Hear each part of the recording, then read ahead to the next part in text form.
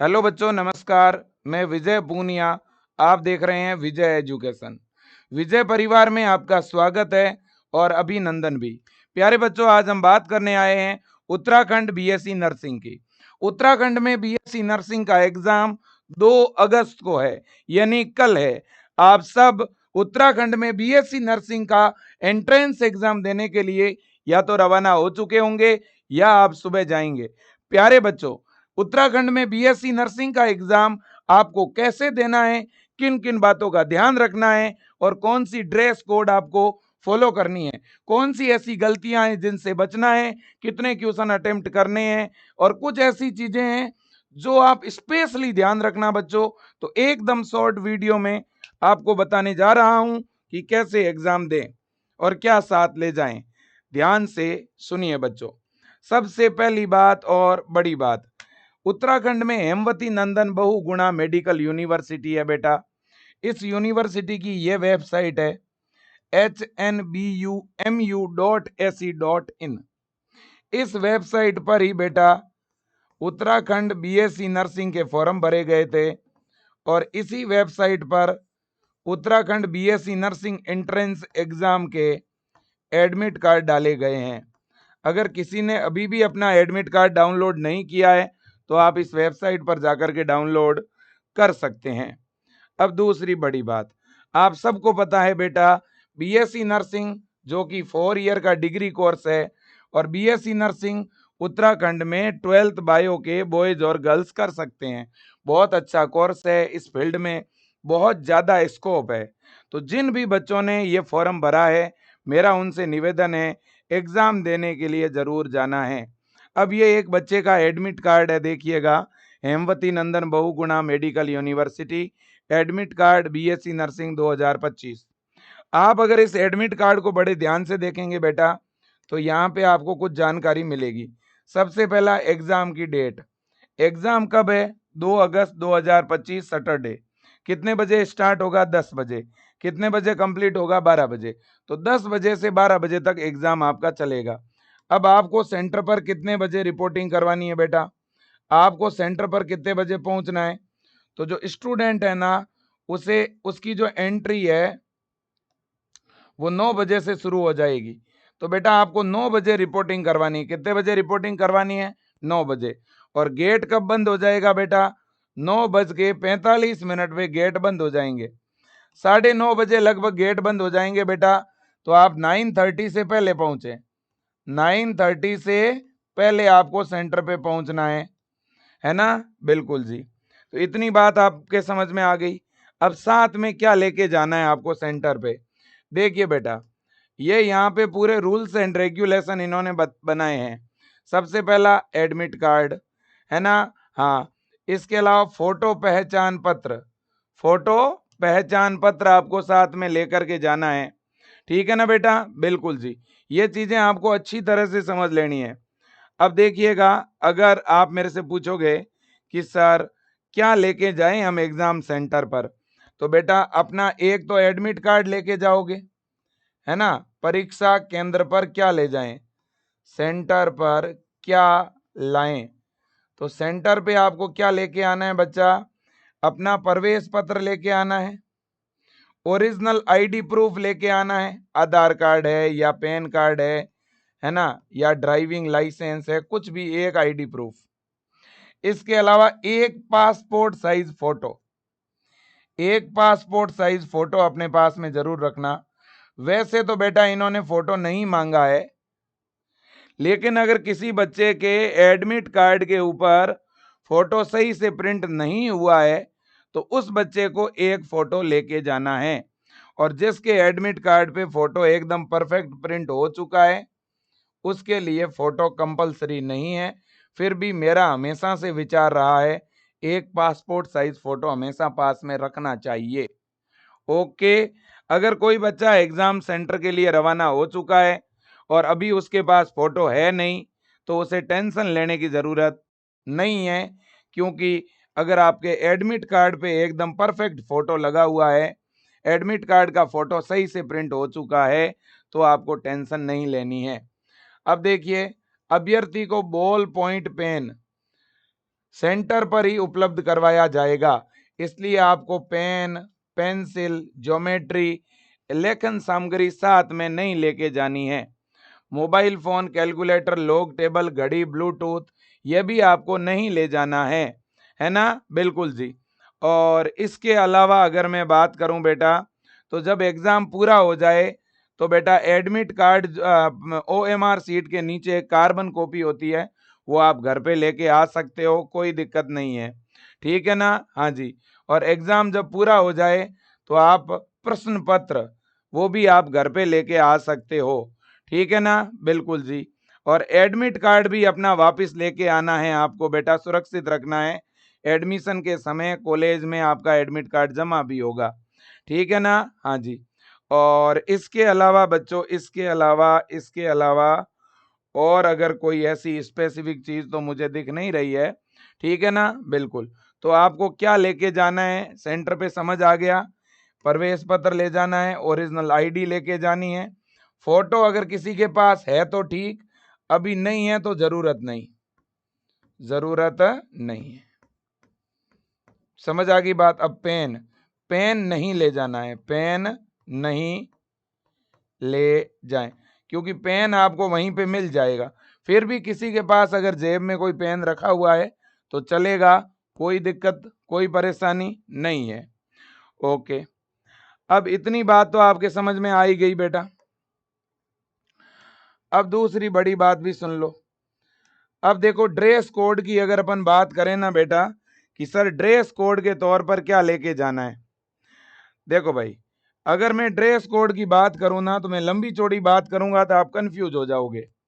मैंने जैसी half T shirt पहन रखी है ऐसी पहन के जाओगे चलेगा, हाफ बाजू का शर्ट होगा चलेगा। ठीक है ना? हाँ। और इसके अलावा सैंडल होगा चलेगा, स्लीपर होगा चलेगा। देखो बेटा, कुल मिलाकर के यहाँ पे क्या लिखा हुआ है, यहाँ पे क्या लिखा हुआ है देखो, हाफ स्लीव टी शर्ट या हाफ स्लीव शर्ट। इसका मतलब है हाफ बाजू की टी शर्ट या हाफ बाजू का शर्ट या हाफ बाजू का कुर्ता, कुर्ती जो भी लड़कियों की यूनिफॉर्म है। ठीक है ना बेटा? बिल्कुल जी। ये बात आप समझ लो जैसा मैंने पहना है। ठीक है ना बेटा? बिल्कुल। और बेटा इसके अलावा अगर कोई ट्राउजर है, कैपरी है, लोवर है, पैंट है ना? बिल्कुल। तो ये सारे अलाउ हुए बेटा, ये सब कुछ अलाउ हुए। और जीन्स, जीन्स भी अलाउ हुए बेटा, है ना? जीन्स भी क्या है बेटा, अलाउ हुए, कोई दिक्कत वाली बात नहीं है। जीन्स बिल्कुल पहन के जा सकते हो, कोई परेशानी नहीं है ना? कुर्ता कुर्ती पहन के जा सकते हो, कोई दिक्कत नहीं है। बस आप जो ऊपर जो यूनिफॉर्म पहनोगे ना बेटा, ये हाफ बाजू की होनी चाहिए, चाहे कुछ भी हो। समझ आ गई बात? चाहे कॉलर है तो भी चलेगा, कॉलर नहीं है तो भी चलेगा। ओके सर, इतनी बात समझ में आ गई। ठीक है ना? हाँ, ये चीजें मतलब अलाउ हुए, ये लेके जा सकते हो आप। अब इसके बाद सैंडल, सैंडल आप पहन के जा सकते हैं, चप्पल आप पहन के जा सकते हैं बेटा, है ना? तो सैंडल या चप्पल पहन के आप जाएं, कोई दिक्कत नहीं है। ठीक है ना? आपके पास थोड़ा बहुत कैश है जेब में तो अलाउ है, कोई दिक्कत नहीं है। लड़कियों के लिए जो हेयर रबर होता है ना, हेयर रबर हो गया, हेयर बक्कल हो गया, है ना, ये चीजें जो है अलाउ है बेटा। हेयर पिन हो गई, है ना, हेयर पिन हो गई, हेयर असेसरी अलाउ है। ओके। इसके अलावा कोई मेडिसिन है, कोई दवाई है आप लेते हो कोई स्पेसिफिक टाइम में, वो पास में होगी चलेगा, है ना? हाँ जी। इसके अलावा नोज पिन, छोटी जो नाक में जो पिन वगैरह होती है, ठीक है ना, वो तो अलाउ है, कोई दिक्कत नहीं है ना? हाँ जी। और कान में भी बहुत छोटी सी कोई ऐसी पिन लगी हुई है तो चल जाएगी, कोई दिक्कत नहीं है। लेकिन जो ज्वेलरी है, जो आभूषण की श्रेणी में आती है, गले में चेन हो गया, कान में कोई ऐसे कुंडन हो गए, है ना, या रिंग हो गया, है ना, तो इस तरह की चीजें अलाउ नहीं है। मतलब ज्वेलरी, आभूषण की श्रेणी में जो चीजें आती है वो अलाउ नहीं है, आभूषण अलाउ है ना, नहीं है बेटा। ठीक है। और इसके अलावा दुपट्टा, दुपट्टा भी बेटा आपको बाहर रखवा देंगे, अंदर ले जाने नहीं देंगे। और कोई भी केप यानी टोपी, टोपी भी अलाउ नहीं है बेटा। इसके अलावा गमछा, गमछा अलाउ नहीं है, रुमाल आप अंदर नहीं ले जा सकते। ठीक है ना बेटा? बिल्कुल जी। और इसके अलावा अगर अपन बात करें बेटा तो शूज, शूज अलाउ नहीं है बेटा, याद रख लेना, क्या अलाउ नहीं है, शूज, है ना। शूज यानी जूते पहन के नहीं जा सकते, वैसे भी बारिश का टाइम है ना, आप शूज पहन के ना जाए मेरे हिसाब से तो, ठीक है ना बेटा। बिल्कुल, इतनी बात आपके समझ में आ गई, बिल्कुल समझ में आ गई जी। इसके अलावा बड़े कोई हेयर बैंड है ना वो अलाउ नहीं है, छोटे हेयर बैंड तो अलाउ है ना। हाँ जी। इसके बाद में बेल्ट, है ना, इसके बाद में बेल्ट है, घड़ी है, ये चीजें अलाउ नहीं है बेटा, ध्यान रखना, है ना। जैसे बेल्ट है ना, तो बेल्ट अलाउ नहीं है, ध्यान रखना। अब बेल्ट में एक नॉर्मल कोई बेल्ट आप पहन के जा रहे हो, है ना, नॉर्मल सिंपल बेल्ट है अगर, है ना, उसमें कोई बड़ा बक्कल वगैरह नहीं है तो वो तो फिर भी अलाउ है, नॉर्मल बेल्ट, नॉर्मल जो बेल्ट है वो तो अलाउ है। लेकिन कुछ ऐसे बेल्ट होते हैं जिनमें बड़े बड़े ऐसे बक्कल लगे होते हैं, उनसे ऐसे लगता है कि उनमें कोई डिवाइस भी छिपाया हो सकता है ना, तो इसलिए वो लोग बेल्ट अलाउ नहीं करते बेटा। और वॉच, घड़ी हाथों पे पहने जाने वाली अलाउ नहीं है बेटा, घड़ी, चाहे वो नॉर्मल हो चाहे डिजिटल हो, ठीक है ना। हाँ जी। मोबाइल जो है ना, मोबाइल बेटा वो आपको बाहर रखना पड़ेगा, मोबाइल। इसके अलावा बैग, बैग है, पर्स है ना, बैग है, पर्स है, ये चीजें अलाउ नहीं है बेटा, है ना। इसके अलावा जो ज्योमेट्री बॉक्स आता है ना, ज्योमेट्री बॉक्स, वो भी अलाउ नहीं है बेटा, है ना। हाँ जी। और बाकी पेड जो है, सैनिटरी पैड वगैरह, ये तो अलाउ है, कोई दिक्कत नहीं है, ठीक है। हाँ, तो ये चीजें अलाउ नहीं है। इसके अलावा धार्मिक पोशाक जो है ना, धार्मिक वेशभूषा, धार्मिक पोशाक, अलग अलग धर्म की कुछ स्पेसिफिक पोशाक होती है, जैसे जनेऊ वगैरह हो गया, तो धार्मिक पोशाक मतलब कुछ धार्मिक चीजें अलाउ है, सारी तो नहीं, लेकिन एक विशेष दायरे तक ही अलाउ है, ठीक है ना बेटा।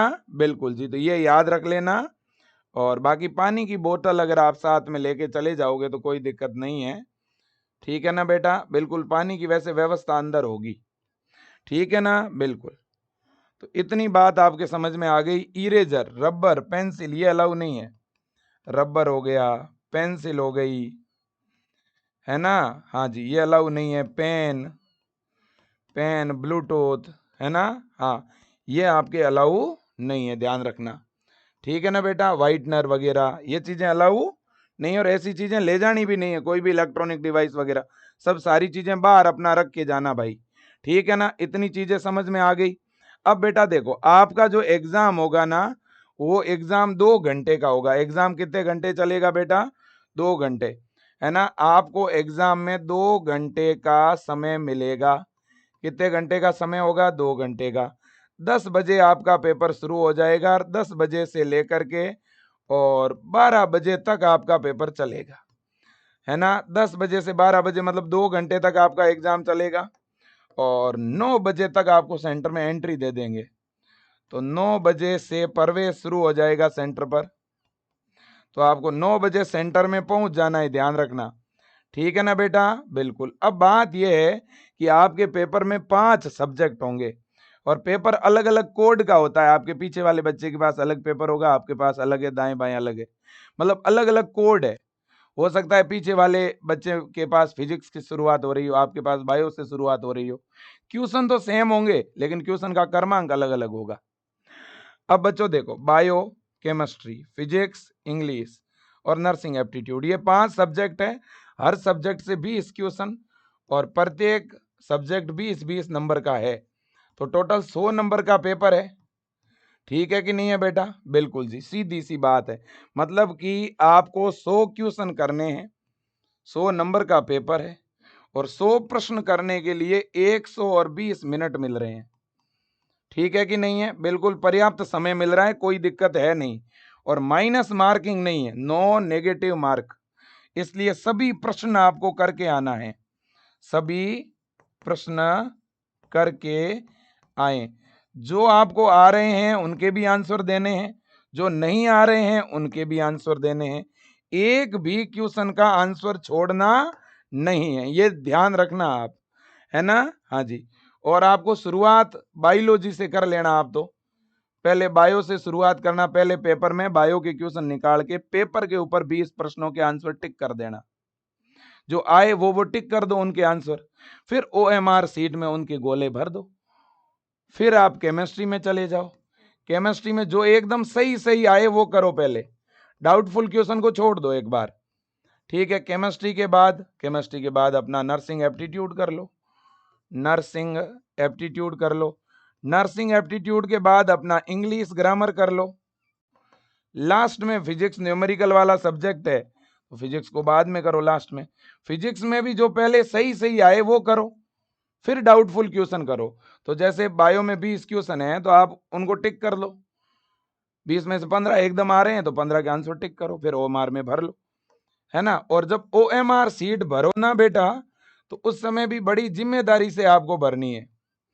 जैसे ये A है, ये B है, ये C है और ये D है। तो अब यहाँ पे ध्यान आप लोगों को ये रखना है ना। हाँ, जैसे ये पहला क्वेश्चन है, ये दूसरा है, ये तीसरा है। अगर मान लो पहला क्वेश्चन है, पहले का जैसे पेपर में आपने A टिक किया है, तो यहाँ पे भरना, कुछ बच्चे बस इतना करके छोड़ देते हैं या इतना करके छोड़ देते हैं, या नहीं करना, पूरा ऐसे पेन से यूं भरना है, ध्यान रखना, पूरा बबल भरना है। जैसे दूसरा आपको नहीं आ रहा है, आपने अभी एक बार छोड़ा हुआ है, तीसरे का C है, तो अब बच्चे गलती क्या करते हैं, तीसरे का C भरना होता है वो दूसरे में भर देते हैं जल्दबाजी में। तो ये गलती भी आपको नहीं करनी है, थोड़ा प्रश्न क्रमांक देख के फिर आंसर भरना है, ठीक है ना। हाँ जी, और कोई गलत अगर आपने भर दिया तो भर दिया, फिर उसे काट छाट मत करो आप, ठीक है ना। ऐसे भरते जाओ बबल। तो पहले आते हुए कर लो, फिर जो नहीं आ रहे हैं उनमें जो भी आपको रिलेटेड ठीक लगे वो करो। कोई भी क्वेश्चन पहले सही सही आए वो करो, फिर लास्ट में जो डाउटफुल है ना, डाउटफुल में जो गलत है उसको कट करो। जैसे 4 ऑप्शन में से 2 हटा दिए, अब आपको लग रहा है यार दोनों में से कौन सा ज्यादा ठीक लग रहा है, कौन से चैप्टर से कौन सा रिलेट कर रहा है ज्यादा, है ना, किस चैप्टर से रिलेट कर रहा है। तो इस तरह से सोचते हुए अगर आंसर दोगे तो सही आंसर निकल जाएगा। जो फिजिक्स के न्यूमेरिकल वाले क्वेश्चन है, पहले नॉर्मल क्वेश्चन करो जिनमें ज्यादा समय ना लगे, फिर आते हुए क्वेश्चन भी जो ज्यादा समय लेता हो वो लास्ट में करो। नहीं तो कई बार एक आध क्वेश्चन में उलझ जाओगे, बहुत ज्यादा समय चला जाएगा, ठीक है ना। हाँ जी, और OMR सीट के अंदर भी रोल नंबर भरते समय भी थोड़ा ध्यान रखना है। रोल नंबर के लिए भी ऐसे बबल होते हैं बच्चों, इस तरह से बबल बने हुए होंगे, ठीक है ना। तो थोड़ा रोल नंबर भरते समय भी ध्यान रखना। मान लेते हैं किसी का रोल नंबर है ना, मैं वैसे ही जनरली एग्जाम्पल दे के ही बता रहा हूं, है ना। मान लेते हैं किसी का रोल नंबर है 3286, तो आपने ऐसे रोल नंबर डाल दिया, है ना। और ये नीचे जैसे यूं बबल बने हुए हैं, है ना, ऐसे 1 2 3 4 5 6 7 8 9 और 0, या तो 0 वाला बबल नीचे होगा या ऊपर होगा। इन बबल के पास ऐसे नंबर लगे हुए होंगे, ध्यान रख लेना आप, है ना, ऐसे नंबर डले हुए हैं 1 2 3 4 5 ऐसे करके। यहाँ 0 हो सकता है या 0 ऊपर भी हो सकता है, वो आप थोड़ा देख लेना। तो अब जैसे आपको करना कुछ नहीं है, जैसे 3 है तो 3 है तो यहाँ 3 वाला बबल भर दो, 2 है तो 2 वाला बबल भर दो, 8 है तो 8 वाला बबल भर देना, जैसे मान लो यहाँ 8 है तो 8 वाला भर देना। ऐसे बबल हमेशा पूरा भरना है, व्यवस्थित भरना है, और डरने की तो कतई जरूरत है ही नहीं, आपको बिल्कुल घबराने की जरूरत नहीं है। और जब एक बार सारे क्वेश्चन कर लो तो फिर OMR सीट को देख लेना, उसमें कहीं कोई क्वेश्चन ऐसा तो नहीं है कि पेपर में टिक कर लिया और OMR में भरा ही नहीं। और टाइम का भी थोड़ा ध्यान रखना है, ऐसा नहीं होना चाहिए कि आप दाएं बाएं देख रहे हो और कौन आ रहा है और कौन जा रहा है उस देखने में टाइम चला गया, ये नहीं होना चाहिए। एग्जाम हॉल में बैठ गए, पेपर हाथ में आ गया, OMR सीट हाथ में आ गई, पहले ही पहले OMR में रोल नंबर भरना है। रोल नंबर भरते समय थोड़ा ध्यान रखना, पहले संख्यात्मक रूप से सही लिखना। जैसे मान लो एक बच्चे का ये रोल नंबर है ना, जैसे ये आपके रोल नंबर है BSc नर्सिंग के, जैसे किसी के रोल नंबर है, रोल नंबर में ये संख्या है ना 3325, है ना, काफी लंबे रोल नंबर है आपके। जितने रोल नंबर होंगे उतने ही आपके OMR सीट में रोल नंबर के कॉलम होंगे, ध्यान रखना, है ना। हाँ, आपके रोल नंबर भरने के लिए उतने ही कॉलम होंगे जितने आपके रोल नंबर की क्या होगी बेटा, संख्या होगी, है ना। हाँ जी, और जितने ज्यादा कॉलम होंगे उतनी ज्यादा रोल नंबर भरने में बच्चे गलती भी करते हैं, तो आपको बिल्कुल कम से कम गलती करनी है रोल नंबर भरने में, ध्यान रखना। जैसे एक बच्चे का रोल नंबर है, मैं भर के बता रहा हूँ, जैसे 3, फिर 3 2, है ना, यहाँ भरते हैं, चलो 3 3 2 5 0 1 0 1 8 4। मान लो ये किसी का रोल नंबर है, तो वहाँ ऐसे कॉलम बने हुए होंगे, ऐसे क्या बने हुए होंगे बेटा, कॉलम बने हुए होंगे। तो वास्तव में आपको उन कॉलम में ही ये जो संख्या है ये भरनी होती है, ठीक है कि नहीं है। ऐसे कॉलम बने हुए होंगे और उनमें ये संख्याएं आपको भरनी होती है बेटा, ठीक है कि नहीं। बिल्कुल बड़ी जिम्मेदारी से आपको रोल नंबर भरने होते हैं, बहुत ही ज़्यादा जिम्मेदारी वाला ही काम है, मजाक नहीं है एग्ज़ाम बच्चों।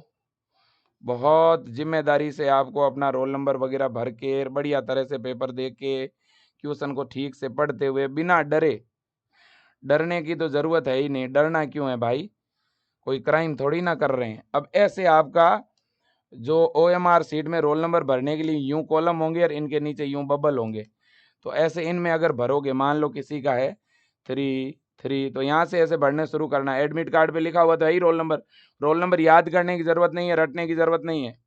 33250 है ना, फिर 10, एक एक संख्या देखते हुए भरोगे, फिर 184, ये भर दिया। कोई भी कॉलम खाली नहीं रहेगा पीछे और आगे, ध्यान रखना, ठीक है ना। अब इनके नीचे बबल है, जैसे 4 है तो 4 के नीचे 4 वाला बबल ही भरना है। इधर देख लेना 4 किधर है, इस लाइन में जैसे यहाँ 4 है तो ये वाला भरोगे, ये 4 है तो ये वाला भरोगे, ऐसे बबल, ये बबल ऐसे बने हुए होंगे। 8 है तो 8 वाला बबल भरोगे, 1 है तो 1 वाला भरोगे, 0 है तो 0 या तो इधर ऊपर होगा या 0 वाली लाइन नीचे होगी, नीचे वाला भरोगे, फिर 1 वाला, फिर 0 वाला, फिर 5 वाला, फिर 2 वाला, ऐसे भरने हैं। रोल नंबर में कई बार बच्चे गलतियां करते हैं, आपको गलती नहीं करनी है। एग्ज़ाम सेंटर पर भी टाइम से पहुंच जाना है, ठीक है ना, और बिल्कुल एकदम मस्त खुश मिजाज में पेपर दे के आना है, एकदम बढ़िया तरह से टाइम पे पहुंचना है, कोई स्ट्रेस नहीं लेना है। लोग अलग अलग तरह की बातें करेंगे सेंटर के आगे, अच्छा तूने इतनी बार पढ़ा, मैंने तो यार 10 बार पढ़ा, ऐसी बातें भी बनाने वाले होंगे।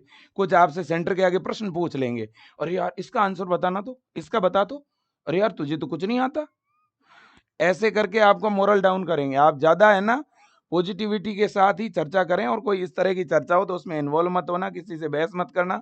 सेंटर के अंदर जाने से पहले अपने मम्मी पापा से बात करके सेंटर में जाना है। सही जगह बाहर अपना बैग है, मोबाइल है, सही जगह रखना, मोबाइल वगैरह चार्ज रखना बेटा।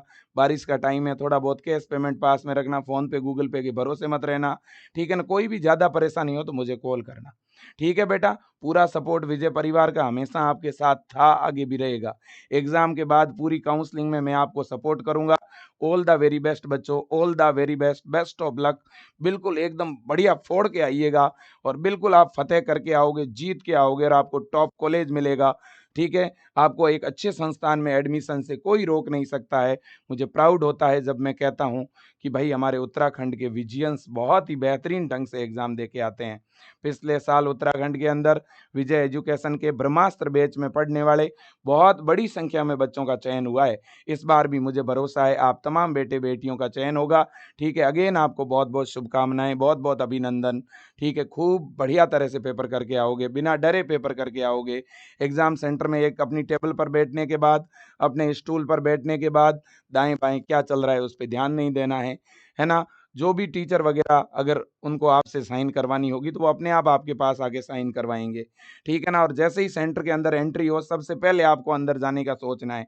कई बार बच्चे क्या सोचते हैं, लाइन लंबी है बाद में पीछे लग जाऊंगा और चला जाऊंगा, ना, ये मत सोचो। लाइन लंबी है तो भी लाइन में लग जाओ और थोड़ा नाश्ता वगैरह करके जाना, भोजन वगैरह करके जाना, बिल्कुल भूखे पेट ना जाएं, ठीक है ना। बिल्कुल जी, तो thank you so much, best of luck, all the very best.